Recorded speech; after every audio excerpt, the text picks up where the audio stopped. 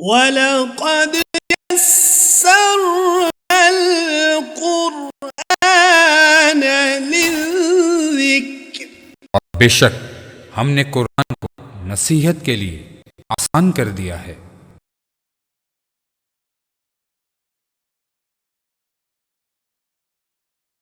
اعوذ باللہ من الشیطان الرجیم، بسم اللہ الرحمن الرحیم، اللہم صلی علی سیدنا و مولانا محمد وعلی آلہ وصحبہ وبارک وسلم، صلاۃ و سلاما علیک یا سیدنا یا رسول اللہ۔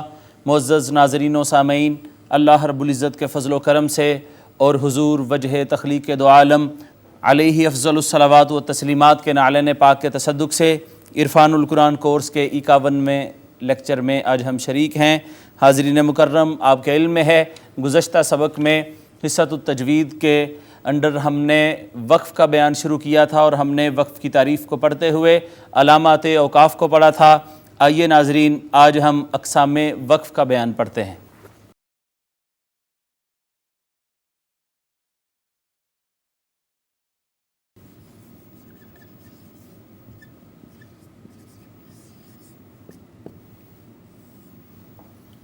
جی، وقف کی اقسام جو ہیں وہ 10 ہیں۔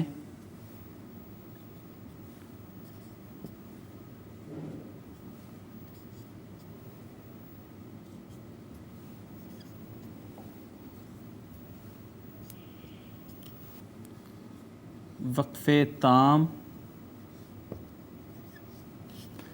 وقف حسن،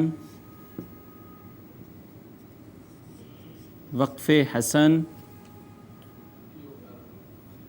وقف قبیح،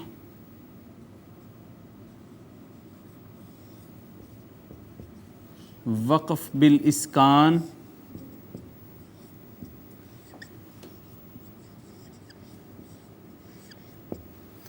وقف بالروم، وقف بالاشمام،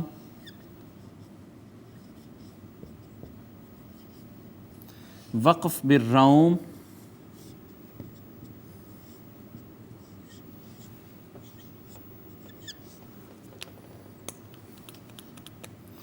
وقف اختیاری،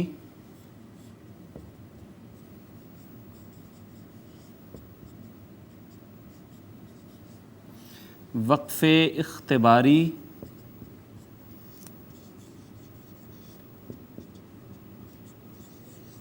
وقف اضطراری،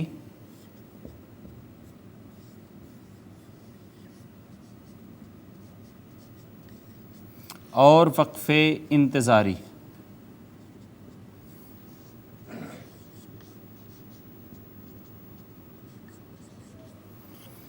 حاضرین مکرم، یہ 10 اقسام وقف کی ہم نے لکھی، 10 کی 10 کی انشاءاللہ تفصیل بھی پڑھیں گے۔ سب سے پہلے وقف تام، وقف حسن، وقف قبیح، وقف بالاسکان، وقف بالاشمام، وقف بالروم، وقف اختیاری، وقف اختباری، وقف اضطراری اور وقف انتظاری۔ یہ 10 اقسام ہم نے وقف کی لکھ لی ہیں۔ اب آئیے ناظرین، ان میں سے پہلی 3 اقسام کی تفصیل پڑھتے ہیں۔ سب سے پہلے وقف تام۔ وقف تام ایسے وقف کو کہتے ہیں جو علامت تام پر کیا جائے، علامت تام پر کیا جائے۔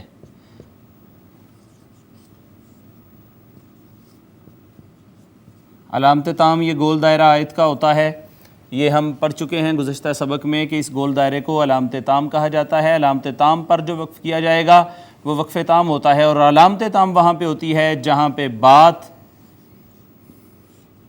یا مضمون تمام ہو جائے، مکمل ہو جائے۔ تو جہاں پہ بات، گفتگو ختم ہو جائے، تمام ہو جائے اور گول دائرہ بھی موجود ہو، علامت تام بھی موجود ہو، وہاں پر وقف کرنے کو وقف تام کہا جاتا ہے۔ اس کے بعد آ جائیے وقف حسن پہ۔ دوران آیت، یہ تو تھا نا آیت کی علامت کے اوپر وقف کیا جائے، لیکن یہ ہے دوران آیت ایسی جگہ وقف کرنا کہ معنی کی سمجھ آ رہی ہو، کہ معنی کی سمجھ آ رہی ہو۔ مثال کے طور پر ہم پڑھتے آ رہے ہیں بسم اللہ الرحمن الرحیم،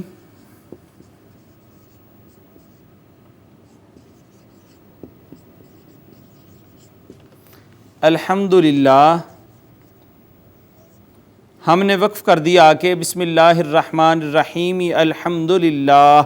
اب الحمدللہ پر آیت کریمہ ختم نہیں ہو رہی، یہاں پر آیت کا دوران ہے، لیکن الحمدللہ سے ہمیں اس بات کی ضرور سمجھ آ رہی ہے کہ الحمدللہ تمام تعریفیں اللہ کے لیے ہیں۔ بات سمجھ میں آ رہی ہے، معنی سمجھ میں آ رہے ہیں، لہٰذا ایسی جگہ دورانی آیت وقف کریں کہ معنی کی سمجھ آ رہی ہو، اس کو کہتے ہیں وقف حسن۔ لیکن ناظرین یہ بات از حد ضروری ہے جاننا کہ اگر دوران آیت رکیں، بے شک وقف حسن کریں یا آگے ہم پڑھیں گے وقف کبھی، دونوں صورتوں میں دوران آیت رکنے کی وجہ سے ہمیں اعادہ کرنا ضروری ہے۔ اعادہ کہتے ہیں ایک دو لفظوں کو پیچھے سے اٹھا کر یعنی لوٹا کر پڑھا جائے۔ یہاں پہ جب الحمدللہ پہ آ کے ہم رکیں گے تو یہ قطعاً اس کی اجازت نہیں ہے کہ ہم رب العالمین آگے پڑھنا شروع کر دیں نئے سانس سے، نہیں، بلکہ ہم جب دوبارہ سے اس کو رکنے کے بعد دوبارہ سے پڑھیں گے نئے سانس کے ساتھ تو ہمیں الحمدللہ ہی سے اعادہ کرنا پڑے گا اور لوٹا کے پڑھنا پڑے گا۔ وقف کبھی، وقف نمبر 3 جو تھا وقف کبھی، تو دوران آیت ایسی جگہ پر وقف کرنا، ایسی جگہ وقف کرنا کہ معنی کی سمجھ نہ آ رہی ہو۔ مثال کے طور پر یہی جو میں نے پہلے مثال دی تھی بسم اللہ الرحمن الرحیم الحمد، یہاں پہ آپ وقف کر دیں۔ اب الحمد آپ نے فقط اتنا ہی کہا الحمد، الحمد کا معنی ہے تمام تعریفیں۔ اب کچھ پتہ نہیں ہے تعریفیں کون کر رہا ہے، تعریفیں کیوں کر رہا ہے، تعریفیں کس کی کر رہا ہے، تو یہ اس میں ابہام ہے، ایمبیگوٹی ہے، شک ہے، پتہ ہی نہیں چل رہا، معنی واضح نہیں ہو رہا، بات واضح نہیں ہو رہی۔ لہٰذا ایک تو کام ہم نے یہ کیا کہ دوران آیت رکے، اور دوسرا غلط کام یہ کیا کہ ایسی جگہ پہ رکے کہ جہاں معنی کی سمجھ نہیں آ رہی تھی۔ تو ناظرین یہ اس کو وقف کبیح کہتے ہیں، یہ برا وقف ہے، اس سے ہمیں بچنے کی ضرورت ہے۔ تو دوران آیت ایسی جگہ پہ رک جائیں جہاں معنی کی سمجھ نہ آ رہی ہو، اس کو وقف کبیح کہتے ہیں۔ ایک بات پھر میں دہرانا چاہوں گا کہ آپ بے شک وقف کبھی کریں یا کریں وقف حسن، دونوں صورتوں میں آپ کے لیے اعادہ ضروری ہے۔ ناظرین یہ بھی یاد رکھ لیں کہ اگر آپ نے وقف حسن پر اعادہ نہیں کیا تو وہ بھی وقف کبھی میں بدل جائے گا۔ تو یہ وقف کی تینوں اقسام پہلی جو ہیں ان کو ہم نے پڑھا۔ سب سے پہلے وقف تام، جہاں پہ بات، مضمون، گفتگو ختم ہو رہی ہو، گول دائرہ یعنی علامت تام بھی موجود ہو، وہاں پر وقف کرنا وقف تام ہے۔ نمبر 2 وقف حسن، دوران آیت ایسی جگہ پہ وقف کرنا کہ معنی کی سمجھ آ رہی ہو، اعادہ ضرور کریں گے، ایک دو لفظ اٹھا کر پڑھیں گے۔ اسی طرح دوران آیت ایسی جگہ پہ وقف کرنا کہ معنی کی سمجھ نہ آ رہی ہو، وہاں پر وقف کرنے کو وقف کبھی کہتے ہیں۔ وقف کبھی ہو جائے، وقف حسن ہو جائے، دوران آیت رکیں گے وقف کی علامت کے بغیر، تو ناظرین ہر صورت میں ایک دو لفظوں کو پیچھے سے اٹھا کر پڑھنا، اعادہ کرنا بہت ضروری ہے۔ یہ آج کی ہماری تجوید کا سبق تھا۔ آئیے ناظرین آج کے ترجمہ کے سبق کی جانب چلتے ہیں۔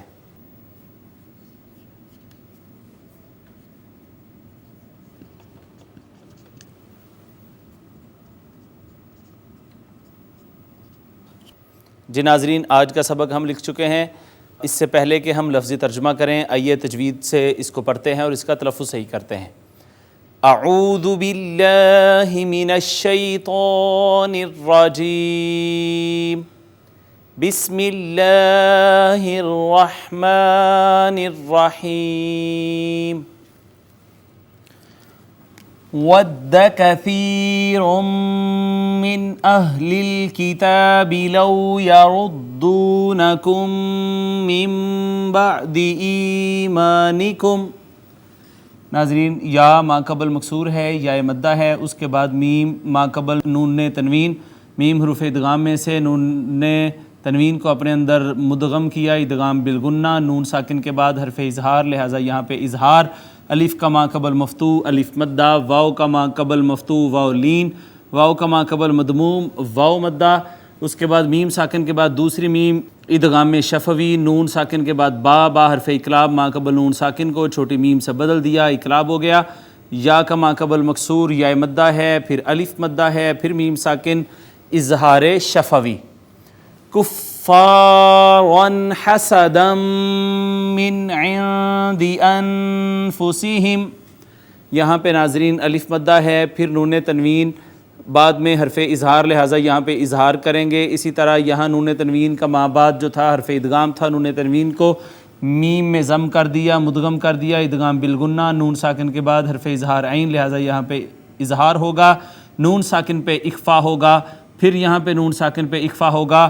انفسہم من بعد ما تبین لہم الحق، یہاں ناظرین نون ساکن پہ اخفا، میم ساکن کے بعد دوسری میم، ادغام شفوی، پھر نون ساکن کے بعد با حرف اقلاب، ما قبل نون ساکن کو چھوٹی میم سے بدل ڈالا، اقلاب ہو گیا، الف مدہ ہے، اور اس کے بعد ناظرین یہاں پہ ہم نے قلقلہ کیا، فاعفوا واصفحوا حتی یأتی اللہ بامرہ، واو مدہ ہے، یہاں بھی واو مدہ ہے، یہ الف المکسورہ ہے۔ اس کے بعد ناظرین اس میں جلالت کا ما قبل مفتوح ہے، اس میں جلالت مفخم پڑھا جائے گا، الف المدیہ صغیرہ ہے، ہا کے نیچے کھڑی زیر ہے جس کو ہم یا المدیہ صغیرہ کہتے ہیں، اس کے اوپر مد آئی، مد منفصل حمزہ کی وجہ سے، ان اللہ علی کل شیء قدیر، نون مشدد پہ غنہ کریں گے، اس میں جلالت کا ما قبل مفتوح، لہٰذا اس کو مفخم پڑھیں گے، الف المدیہ صغیرہ، الف المکسورہ، نون تنوین ہے، ما بعد حرف اخفا ہے، لہٰذا یہاں پہ اخفا کریں گے، یا کا ما قبل مکسور، یائے مدہ۔ وَأَقِيمُوا الصَّلَاةَ وَآتُوا الزَّكَاةَ وَمَا تُقَدِّمُوا لِأَنفُسِكُم مِّن خَيْرٍ، ناظرین یا ما قبل مکسور، یا مدہ، اس کے بعد الف کا ما قبل مفتوح، الف مدہ، الف المدیہ الصغیرہ، پھر الف مدہ ہے، پھر الف مدہ ہے، پھر واو مدہ ہے، اور نون ساکن پہ ہم نے کیا ہے اخفا، میم ساکن کے بعد دوسری میم، پہلی میم کا دوسری میں ادغام شفوی، نون ساکن کے بعد حرف اظہار، لہٰذا نون پہ اظہار ہوگا، یا کا ما قبل مفتوح، یا لین ہے۔ خیر تجدوہ عند اللہ، یہاں پہ ناظرین نون تنوین پہ اخفا ہوگا، واو مدہ ہے ما قبل مدموم ہونے کی وجہ سے، نون ساکن پہ اخفا ہوگا، اس میں جلالت کا ما قبل مفتوح مفخم پڑھا جائے گا، پر پڑھا جائے گا، اوپر الف المدیہ صغیرہ ہے، ان اللہ بما تعملون بصیر، نون مشدد غنہ کیا، اس میں جلالت، پھر ما قبل مفتوح موٹا کر کے پر کر کے پڑھا، مفخم پڑھا، الف المدیہ صغیرہ، الف مدہ ہے، واو مدہ ہے، اور یا مدہ، حرف مدہ کے بعد سکون عارضی آ گیا، لہٰذا مد عارض۔ حاضرین یہ تجوید سے ہم آج کے سبق کو پڑھ چکے، آئیے آج کے سبق کا ترجمہ کرتے ہیں۔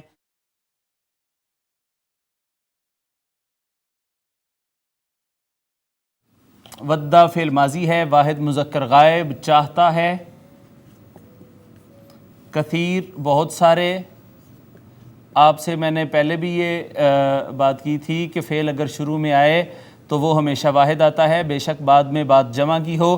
کثیراً بہت سارے چاہتے ہیں، من کا معنی سے، اہل الکتاب اہل کتاب میں سے، بہت سارے یہ چاہتے ہیں، لو کا معنی ہوتا ہے کاش، یردونا فعل مضارع جمع مذکر غائب، وہ پھیر دیں، وہ لوٹا دیں،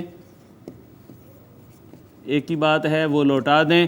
کم اس میں ضمیر جمع مذکر حاضر کی، تمہیں، وہ تمہیں لوٹا دیں، من کا معنی ہے سے، بعد کا معنی ہے بعد، ایمانکم ایمان کا معنی ایمان، کم پھر اس میں ضمیر جمع مذکر حاضر کی، تمہیں یا تمہارے ایمان کے بعد پھر تمہیں لوٹا دیں کفارا کفر کی طرف، حسدن حسد کی وجہ سے، من سے، عندی پاس ہے، انفسہم انفس جانوں کے، ہم اس میں ضمیر جمع مذکر غائب کی، ان کی جانوں کے اندر جو حسد ہے، ان کی جانوں کے پاس جو حسد ہے، اس حسد کی وجہ سے وہ کہتے ہیں کہ وہ تمہیں کفر کی طرف دوبارہ تمہارے ایمان سے پھیر دیں۔ من کا معنی سے، بعد کا ترجمہ بعد، ما موصولہ ہے، اس کا معنی ہوگا جو، تبینہ فعل ماضی واحد مذکر غائب تبینہ واضح ہو گیا،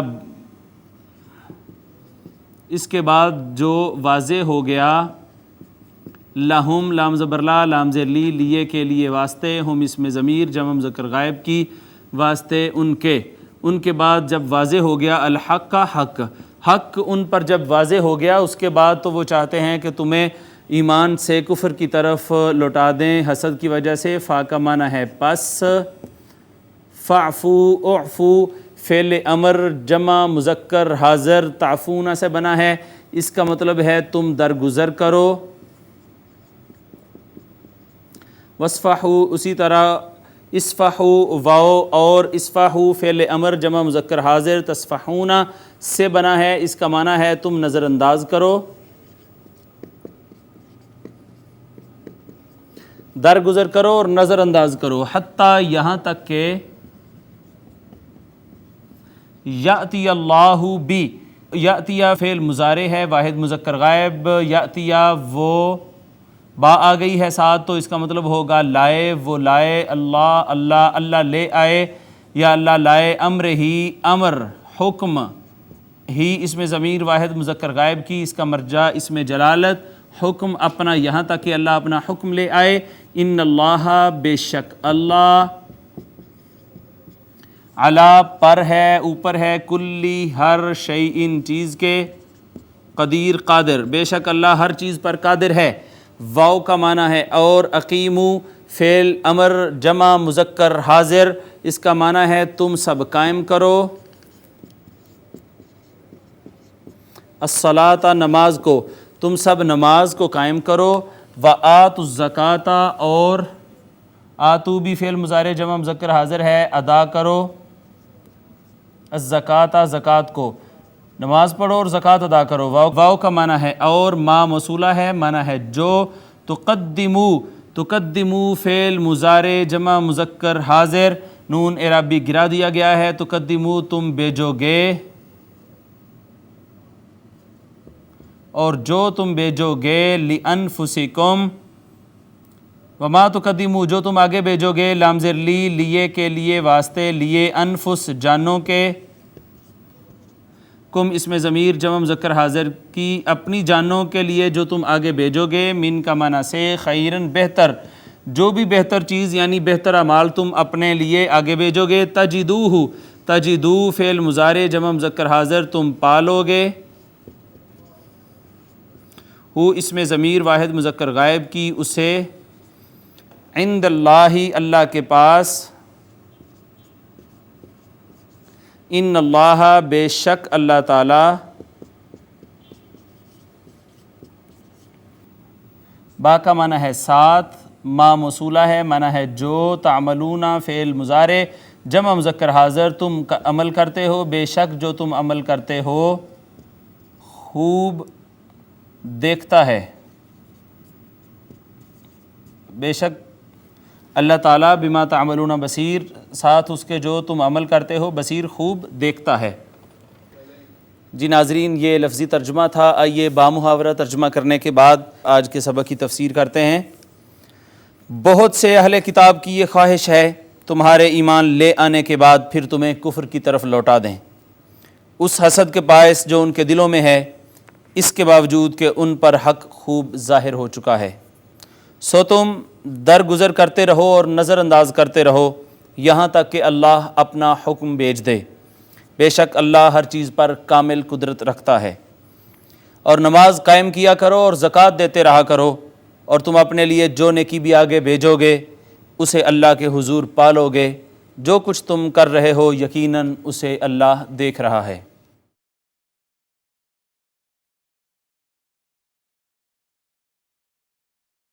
حاضرین مکرم، ود کثیر من اہل الکتاب، بہت سارے اہل کتاب یہ چاہتے ہیں کہ حسد کی وجہ سے تمہیں اپنے ایمان سے پھیر کر کفر کی حالت کی طرف لوٹا دیا جائے۔ اس آیت کریمہ کا شان نزول یہ ہے کہ سیدنا عمار بن یاسر اور سیدنا حذیفہ بن یمان رضی اللہ تعالیٰ عنہما دونوں صحابہ غزوہ احد سے واپس تشریف لا رہے تھے کہ یہود کی ایک جماعت سے ملاقات ہوئی۔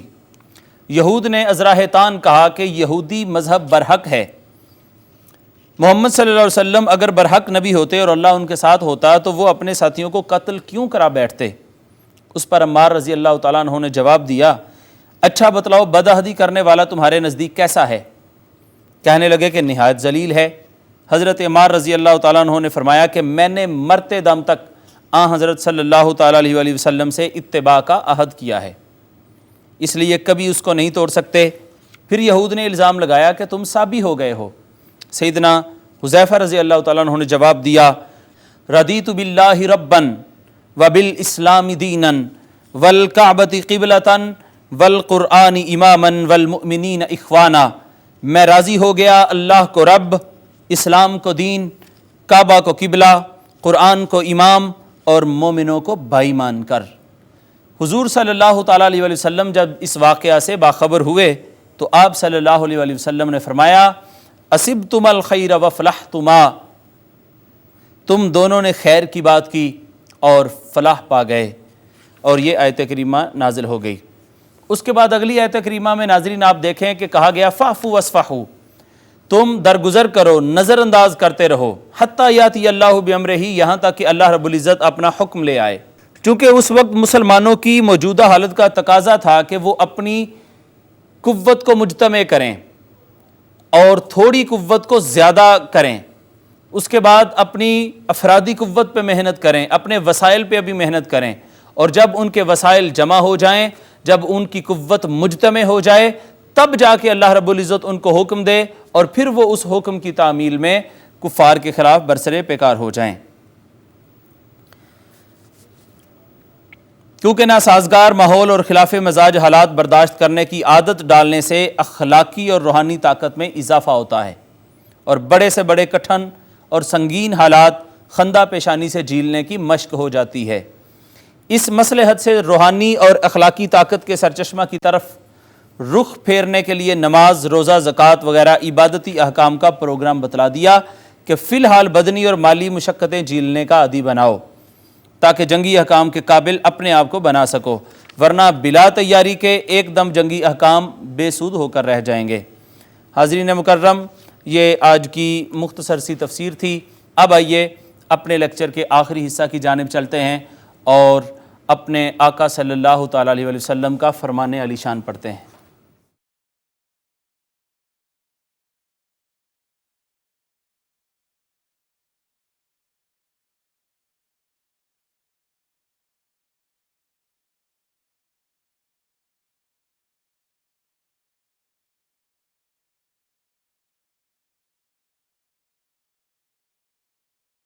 جی، سیدنا بریدہ رضی اللہ تعالیٰ عنہ قال، آپ نے فرمایا، سیدنا بریدہ رضی اللہ تعالیٰ عنہ فرماتے ہیں کہ قال رسول اللہ صلی اللہ علیہ وسلم، رسول اللہ صلی اللہ علیہ وسلم نے ارشاد فرمایا، کنت نہیتکم، میں منع کیا کرتا تھا،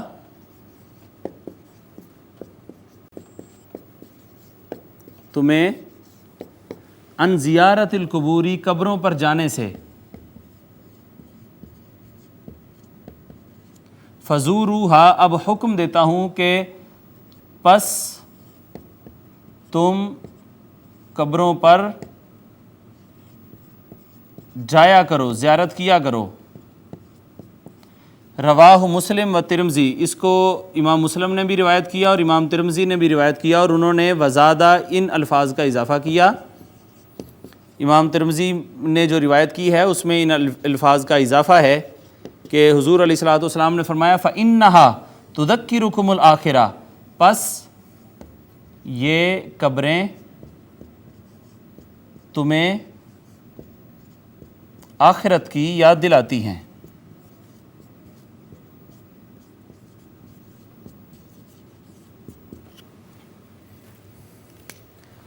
جی ناظرین، یہ حدیث مبارکہ تھی، میں اس کا ترجمہ آپ کو دوبارہ سے پڑھ کر سناتا ہوں۔ سیدنا بریدہ رضی اللہ تعالیٰ عنہ سے روایت ہے، حضور نبی اکرم صلی اللہ تعالیٰ علیہ وسلم نے فرمایا، میں تمہیں زیارت قبور سے منع کیا کرتا تھا، پس اب تم زیارت قبور کیا کرو، بے شک یہ تمہیں آخرت کی یاد دلاتی ہیں۔ یہ اوائل دور تھا جب آقا صلی اللہ تعالیٰ علیہ وسلم نے صحابہ اکرام کو قبروں پر جانے سے منع کیا تھا کہ کہ مبادہ کو یہ نہ سمجھے کہ یہ شرک کرتے ہیں، لیکن جب صحابہ کی اچھے طریقے سے تربیت ہو گئی، جب ایک صحیح اسلامی معاشرہ اور اس کے خد و خال نمایاں ہو گئے، وہ ترتیب پا گیا، اس کے بعد آقا علیہ الصلوۃ والسلام نے فرمایا کہ اب میں تمہیں حکم دیتا ہوں کہ جایا کرو، قبروں پر جانے سے انسان کو آخرت کی یاد آتی ہے۔ حاضرین مکرم، آج کے تجوید کے سبق میں ہم نے وقف کی 10 اقسام، وقف تام، حسن، کبھی، بالاسکان، بالروم، بالاشمام، اختیاری، اختباری، اضطراری اور انتظاری یہ پڑھی۔ پہلی 3 اقسام کی تفصیل بھی پڑھی، ان کی تعریفات پڑھی۔ ترجمہ تفسیر کرنے کے بعد آقا علیہ الصلوۃ والسلام کا حکم مبارک ہم نے پڑھا، سنا اور سمجھا۔ اس کے ساتھ ہی ناظرین، آج کا یہ 51واں لیکچر اپنے اختتام کو پہنچا ہے۔ اللہ رب العزت ہم سب کا حامی و ناصر ہو۔ وما علیہ الا البلاغ۔ الرحمن الرحيم الملك القدوس السلام المؤمن المهيمن العزيز الجبار المتكبر الخالق البارئ المصور الغفار القهار الوهاب۔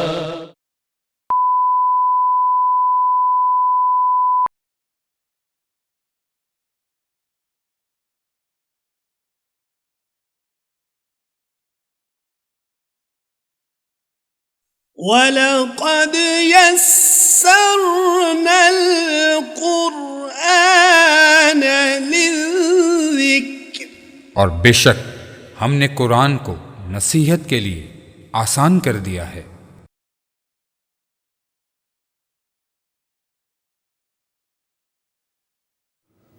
اعوذ باللہ من الشیطان الرجیم، بسم اللہ الرحمن الرحیم، صلی اللہ علی النبی الامی وعلی آلہ وصحبہ وبارک وسلم، صلاۃ و سلام علیک یا سیدنا یا رسول اللہ۔ مکرم معظم ناظرین و سامعین، اللہ رب العزت کے فضل و کرم سے اور آقا صلی اللہ تعالیٰ علیہ وآلہ وسلم کے نالین پاک کے تصدق سے عرفان القرآن کورس کے 52ویں لیکچر میں آج ہم شریک ہیں۔ حاضرین مکرم، حصۃ التجوید میں ہم وقف کی اقسام پڑھ رہے ہیں۔ 3 پہلی اقسام ہم نے پڑھ لی تھیں۔ آئیے ناظرین، جو اگلی 7 اقسام ہیں وقف کے بیان میں، وہ آج ہم کمپلیٹ کرتے ہیں۔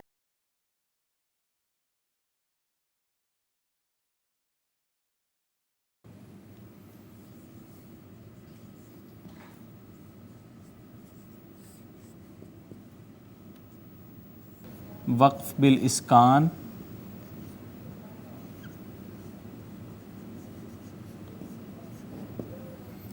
وقف بالروم، وقف بالاشمام،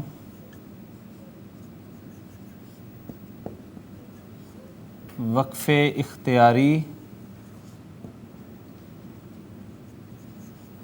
وقف اختباری، وقف اضطراری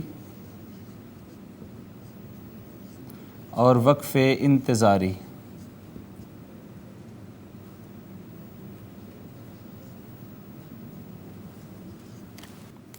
جی ناظرین، وقف بالاسکان کسی کلمہ کے آخری حرف کو ساکن کر کے وقف کرنا۔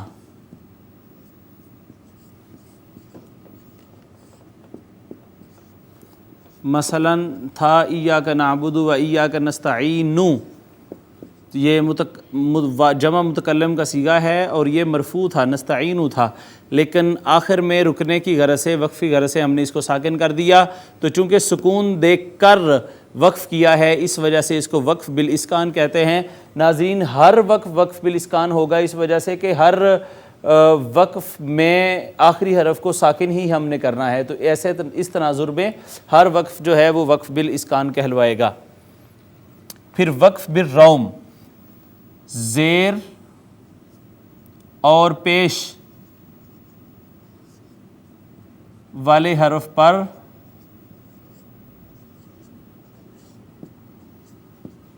وقف کرنا کی حرکت کا ایک تہائی حصہ پڑھا جائے، ایک تہائی حصہ پڑھا جائے۔ مثال کے طور پر یہاں پہ مثال لکھ لیتے ہیں والعصر، تو یہ والعصری تھا، یہاں را کے نیچے زیر ہے، لہٰذا اگر ہم نے یہاں پہ وقف کریں تو کم از کم اس حرکت کا ایک تہائی حصہ پڑھیں، ایسا لگے کہ جیسے قریب بیٹھا شخص جو ہے اس تک زیر کی آواز جائے گی، تو اس کو کہتے ہیں را مرامہ۔ مرامہ کا معنی ہوتا ہے قصد کرنا، را کے نیچے زیر ہو اور ایک پیش والے حرف پر وقف کریں ایسے کہ حرکت کا ایک تہائی حصہ پڑھا جائے، اس کو وقف بالروم کہتے ہیں۔ اب آ جائیں وقف بالاشمام پر، دو پیش والے حرف پر وقف کرنا،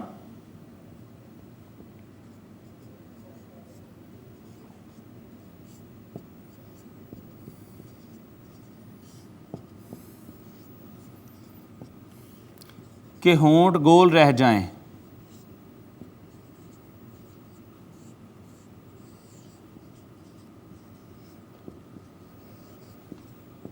جیسے عدوٌ، تو عدو ایسے ناظرین ہونٹ گول رہ جائیں گے، اس کو کہتے ہیں وقف بالاشمام۔ یہ اگلی جو چار اقسام آ رہی ہیں وہ اس سے ذرا ہٹ کے ہیں، زیادہ ٹیکنیکل نہیں ہیں۔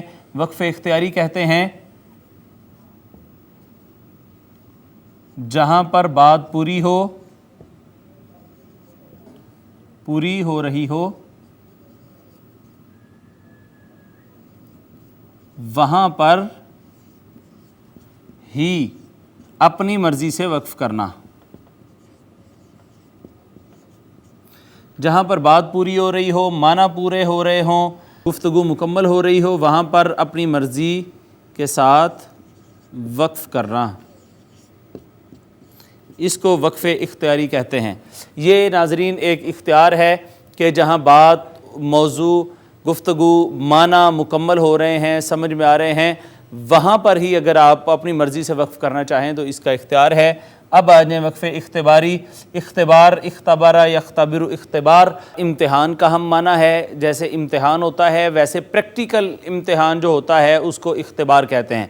تو استاذ شاگرد کو کہے کہ بھئی اس جگہ پہ وقف کرو، تاکہ وہ دیکھے کہ وہ شاگرد اس کا موقوف علیہ پہ کیسے وقف کرتا ہے، یہ جانچنے کے لیے، یہ دیکھنے کے لیے اور چیک کرنے کے لیے کہ شاگرد یہاں پہ کس طرح وقف کرتا ہے، اس کو وقف اختباری کہتے ہیں۔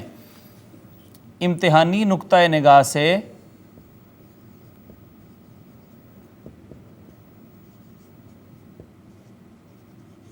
استاد کا شاگرد کو کہیں وقف کروانا،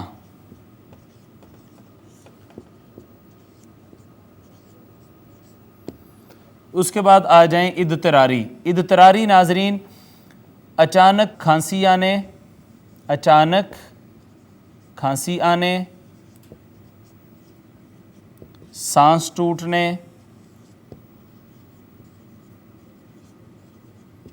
یا کسی اور مجبوری کے باعث وقف کرنا۔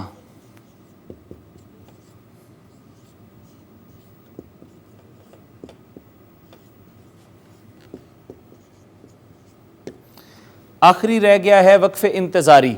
ناظرین اکرام، یہ وقف انتظاری ایسا وقف ہے جو اساتذہ قرات کے لیے ہوتا ہے، جن اساتذہ نے، جن قراء نے قرات کی 7 اقسام پڑھی ہوتی ہیں، 7 پڑھا ہوتا ہے اور وہ ہر لہجے سے پڑھنا جانتے ہیں۔ اساتذہ قرات ایک آیت کریمہ کو ایک لہجے سے پڑھیں اور پھر اس نیت سے وقف کریں کہ اسی آیت کریمہ کو دوسرے قرات کے دوسرے لہجے سے پڑھیں گے، اور پھر اس نیت سے وقف کریں کہ اسی آیت کریمہ کو دوسرے لہجے کے ساتھ پڑھیں گے، اس کو وقف انتظاری کہتے ہیں۔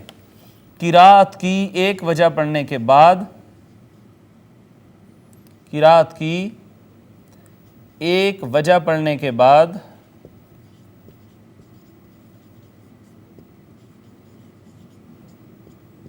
دوسری وجہ پڑھنے کے لیے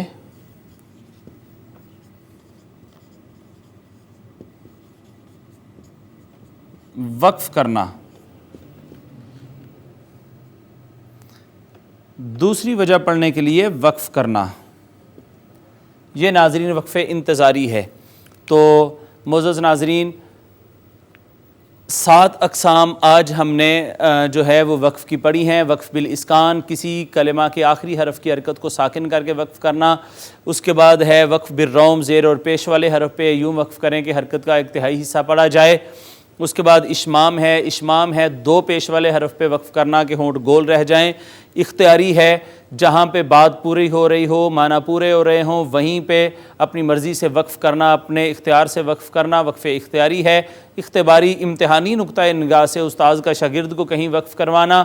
اس کے بعد اضطراری مجبوری کی حالت میں کھانسی آ گئی، چھینک آ گئی، سانس ٹوٹ گیا، ایسے وقف کو وقف اضطراری کہتے ہیں۔ وقف انتظاری، اساتذہ قرات ایک آیت کریمہ کو قرات کی ایک وجہ سے پڑھیں، پھر اس نیت سے وقف کریں کہ اسی آیت کریمہ کو قرات کی دوسری وجہ سے پڑھیں گے۔ یہ ناظرین الحمدللہ ہمارا جو وقف کا بیان ہے وہ مکمل ہوتا ہے۔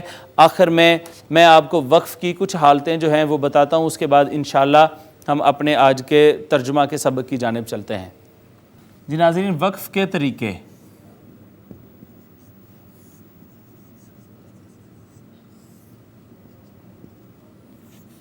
دیکھیں، جب بھی ہم وقف کریں تو زبر ہو، زیر ہو، پیش ہو، 2 زبر ہو، 2 زیر ہو، 2 پیش ہو، ناظرین یہ ساری کی ساری اڑ جاتی ہیں، ختم ہو جاتی ہیں۔ وقف کی جگہ پہ اس کو ختم کر دیا جاتا ہے، سوائے اس کے کہ 2 زبر پلس الف آ جائے۔ ایسی صورت میں ایک زبر کو اڑا دیتے ہیں اور ایک زبر پڑی جاتی ہے، مثال کے طور پر قریباً، یہ تو اس میں ایسے کریں گے کہ 2 زبر پلس الف ہے تو قریباً میں سے صرف ایک زبر کو اڑا دیں گے اور قریبا پڑھا جائے گا۔ اسی طرح گول تا اگر آخر میں آئے گی تو وہ ہا سے بدل جائے گی۔ یہ ناظرین وقف کے طریقے ہیں کہ آخر میں زبر آئے وہ بھی ختم، زیر آئے، پیش آئے، 2 زبر 2 زیر 2 پیش آئے، سب ختم کر دی جاتی ہیں۔ ہاں اگر 2 زبر پلس الف آ جائے تو ایسی صورت میں ایک زبر کو ہٹا دیا جاتا ہے، ایک زبر پلس الف پڑھا جاتا ہے، اور اگر گول تا آخر میں آ جائے تو وہ وقف کی حالت میں ہا رہ جاتی ہے، جیسے مسلمتن، مسلمہ رہ جائے گا۔ یہ وقف کا بیان الحمدللہ آج ہمارا مکمل ہو گیا۔ آئیے ناظرین آج کے سبق کا ترجمہ پڑھتے ہیں۔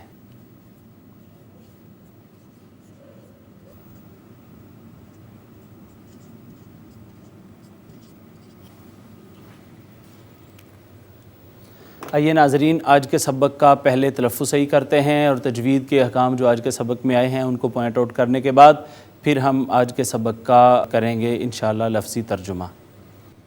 اعوذ باللہ من الشیطان الرجیم، بسم اللہ الرحمن الرحیم۔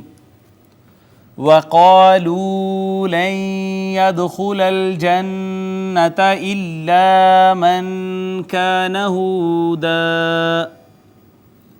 ناظرین الف مدہ ہے، واو بھی مدہ ہے، یا ما قبل نون ساکن یا حروف ادغام میں سے تھی، ادغام بالغنہ۔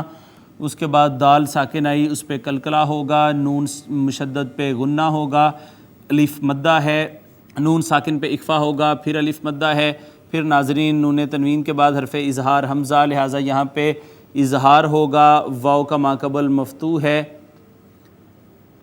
او نصارا تلک امانیہم، واو ما قبل مفتوح ہے، واو لین ہے، الف المدیہ صغیرہ ہے، الف المکسورہ ہے، پھر الف مدہ ہے، پھر ناظرین میم ساکن پہ اظہار شفوی ہے۔ قل ہاتوا برہانکم ان کنتم صادقین۔ الف مدہ ہے ناظرین، پھر واو مدہ ہے، پھر را ساکن ما قبل مضموم ہے، را مفخم پڑھی جائے گی، الف مدہ، میم ساکن پہ اظہار شفوی، نون ساکن پہ اخفا، پھر نون ساکن پہ اخفا، پھر میم ساکن پہ اظہار شفوی، الف المدیہ صغیرہ ہے اور یا کا ما قبل مکسور ہونے کی وجہ سے یا مدہ ہے، اور حرف مدہ کے بعد سکون آ گیا، سکون عارضی ہے تو مد عارض۔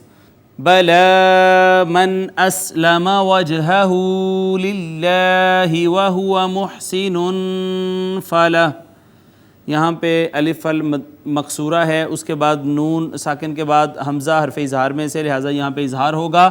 اس کے بعد جیم ساکن کلکلا ہوگا، واو المدیہ صغیرہ، اس میں جلالت کا ما قبل مکسور، لہٰذا اس کو مرقق بریک پڑھیں گے، الف المدیہ الصغیرہ۔ اس کے بعد ناظرین یہاں پہ نون تنوین پہ اخفا ہوگا، فَلَهُ أَجْرُهُ عِنْدَ رَبِّهِ۔ یہاں پہ ناظرین مد منفصل ہے، جیم پہ قلقلہ ہے، واو المدیہ صغیرہ ہے، نون ساکن پہ اخفا، اس کے بعد یا المدیہ صغیرہ، وَلَا خَوْفٌ عَلَيْهِمْ وَلَا هُمْ يَحْزَنُونَ۔ یہاں یہ الف مدہ ہے، واو کا ما قبل مفتو، واو لین، نون تنوین کے بعد حرف اظہار، لہٰذا یہاں پہ اظہار، یا کا ما قبل مفتو، یا لین، میم ساکن پہ اظہار شفوی، پھر الف مدہ، میم ساکن پہ پھر اظہار شفوی، اور پھر واو مدہ، حرف مدہ کے بعد سکون عارضی، لہٰذا مد عارض بھی یہاں پہ ہوگی۔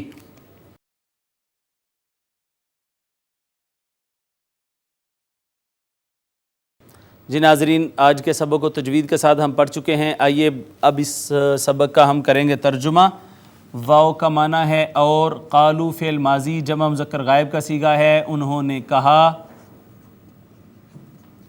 لن یدخلا حرف ناصبہ میں سے ہرگز نہیں، یدخلو تھا، یدخلا حرف ناصب کی وجہ سے رہ گیا، یدخلو جنت میں داخل ہوگا، ہرگز نہیں داخل ہوگا، جنتا جنت میں، الا سوائے، من موصولہ ہے، معنی ہے جو، کانا فعل ماضی واحد مذکر غائب، جو ہوگا یا جو ہوا، ہودن، ہودن یہودی، او کا معنی ہے یا، نصارہ نصرانی، تو وہ کہتے ہیں کہ ہرگز یہودیوں اور عیسائیوں کے، نصرانیوں کے علاوہ کوئی جنت میں نہیں جائے گا۔ تل کا اس میں اشارہ ہے، واحد مؤنث کا صیغہ ہے، اس کا معنی ہے وہ، بعید کا صیغہ ہے، امانجہم، امانج امنیہ کی جمع ہے، اس کا معنی ہے باطل امیدیں، یہ باطل امیدیں ہیں، ہم اس میں ضمیر جمع مذکر غائب کی، ان کی، یہ تو ان کی باطل امیدیں ہیں، کل فعل امر ہے، واحد مذکر حاضر کا صیغہ ہے، آپ فرما دیں، ہاتو، ہاتو فعل امر جمع مذکر حاضر کا یہ بھی صیغہ ہے، اس کا معنی ہے تم لے آؤ، برہان، برہان کہتے ہیں پختہ پکی دلیل کو، تم لے آؤ دلیل، کم اس میں ضمیر جمع مذکر حاضر کی، اپنی، تم اپنی دلیل لے آؤ، ان کا معنی ہے اگر، کن تم فعل ماضی جمع مذکر غائب، ہو تم، اگر ہو تم، صادقین میں، صادقین میں یا نون جمع کے لیے، معنی سب یا سارے، اگر تم سارے صادق سچے ہو، اگر تم سچے ہو تو پھر اپنی دلیل لاؤ۔ بلا کا معنی ہے ہاں یا کیوں نہیں، کبھی اس کا ترجمہ کیا جاتا ہے، من کا معنی ہے جو، من موصولہ ہے، اسلم فعل ماضی واحد مذکر غائب، جس نے جھکا دیا، وجہہ، وجہ چہرہ، ہو اس میں ضمیر واحد مذکر غائب کی، اس کا مرجع ہے من موصولہ، جس نے اپنا چہرہ جھکا دیا، للہ لام زیر لی، لیے کے لیے، واسطے، واسطے اس میں جلالت، اس اللہ، اللہ کے واسطے جس نے اپنا چہرہ جھکا لیا، واو کا معنی ہے اور، ہوا اس میں ضمیر واحد مذکر غائب کی، اور وہ محسن احسان کرنے والا ہو گیا، نیکوکار ہو گیا، اور وہ نیکوکار ہو گیا۔ فا کا معنی ہے پس، لام زبر لا، لام زر لی کا معنی لیے کے لیے، واسطے، پس واسطے یا لیے، ہو اس میں ضمیر واحد مذکر غائب کی، واسطے اس کے، اجرن اجر ہے، ہو اس میں ضمیر واحد مذکر غائب کی، اس کا، پس اس کا اجر ہے، عندہ نزدیک یا پاس، رب ہی اس کے پروردگار کے، ہی اس میں ضمیر واحد مذکر غائب کی، اس کے پروردگار کے نزدیک اس کا اجر ہے، واو کا معنی اور، لا کا معنی ہے نہیں، لا نافیہ ہے، خوفن کوئی خوف، اور نہیں کوئی خوف، علا کا معنی پر یا اوپر، ہم اس میں ضمیر جمع مذکر غائب کی، ان پر کوئی خوف نہیں ہے، ولا اور، لا حرف نفی ہے یہ، اور نہ ہی، ہم اس میں ضمیر جمع مذکر غائب کی، وہ سب، اور نہ ہی وہ سب، یحزنون فعل مضارع جمع مذکر غائب، اس کا ترجمہ ہے وہ غمگین ہوں گے، اور نہ ہی انہیں کوئی غم ہوگا، نہ ہی وہ غمگین ہوں گے، نہ تو انہیں کوئی خوف ہے اور نہ ہی وہ غمگین ہوں گے۔ ناظرین، یہ تو لفظی ترجمہ تھا آج کے سبق کا۔ اب آئیے آج کے سبق کا بامحاورہ ترجمہ کرتے ہیں۔ اور اہل کتاب کہتے ہیں کہ جنت میں ہرگز کوئی بھی داخل نہیں ہوگا سوائے اس کے کہ وہ یہودی ہو یا نصرانی، یہ ان کی باطل امیدیں ہیں۔ آپ فرما دیں کہ اپنی اس خواہش پر سند لاؤ اگر ہو تم اپنے دعوے میں سچے۔ ہاں، جس نے اپنا چہرہ اللہ کے لیے جھکا دیا اور وہ نیکوکار ہو گیا تو اس کے لیے اس کا اجر اس کے رب کے ہاں ہے، اور ایسے لوگوں پر نہ کوئی خوف ہوگا اور نہ وہ غمگین ہوں گے۔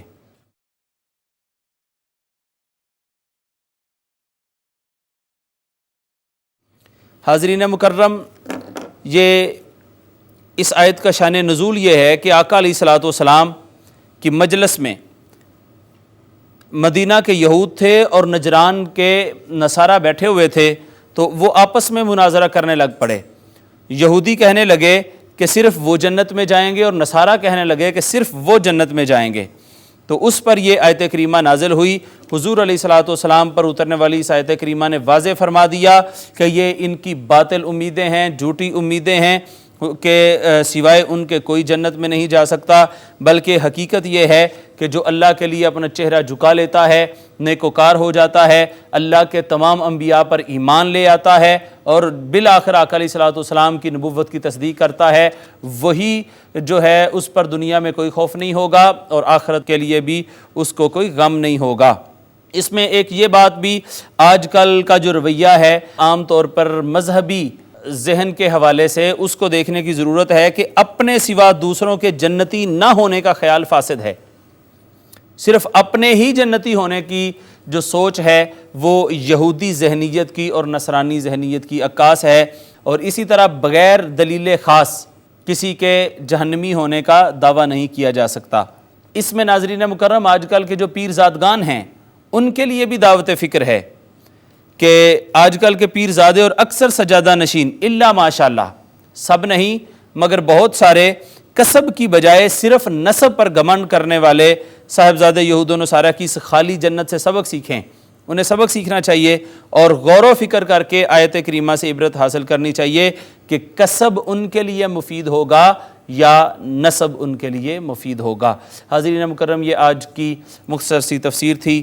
اب آئیے چلتے ہیں اپنے لیکچر کے آخری حصہ کی جانب اور آقا صلی اللہ تعالیٰ علیہ وسلم کا فرمان عالی شان پڑھتے ہیں۔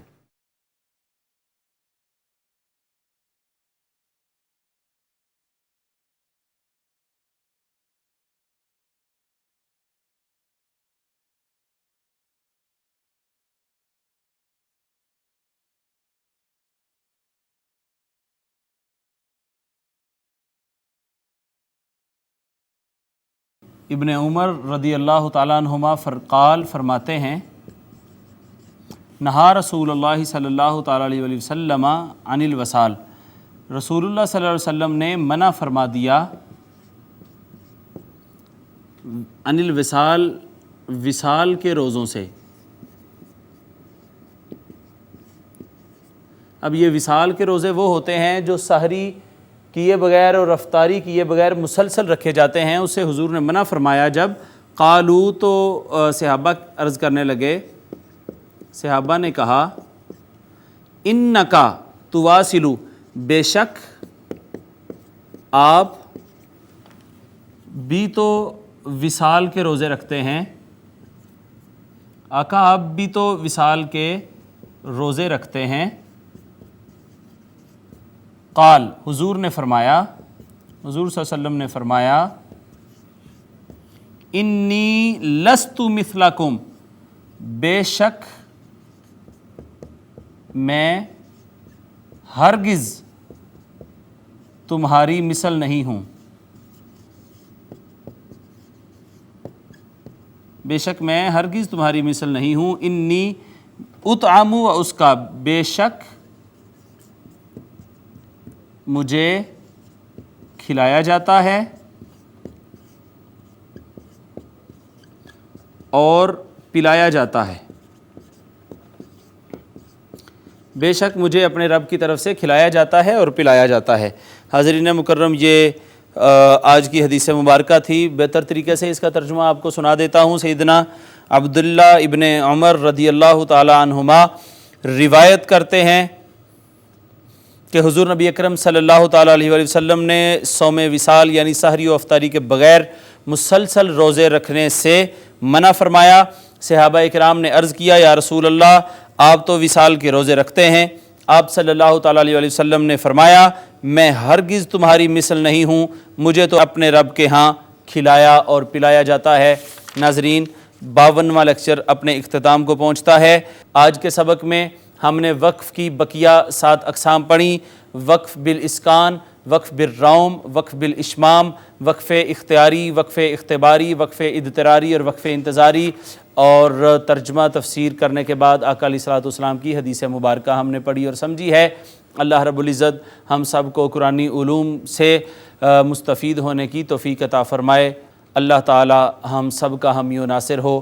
وما علیہ الا البلاغ۔ لا إله إلا هو الرحمن الرحيم الملك القدوس السلام المؤمن المهيمن العزيز الجبار المتكبر الخالق البارئ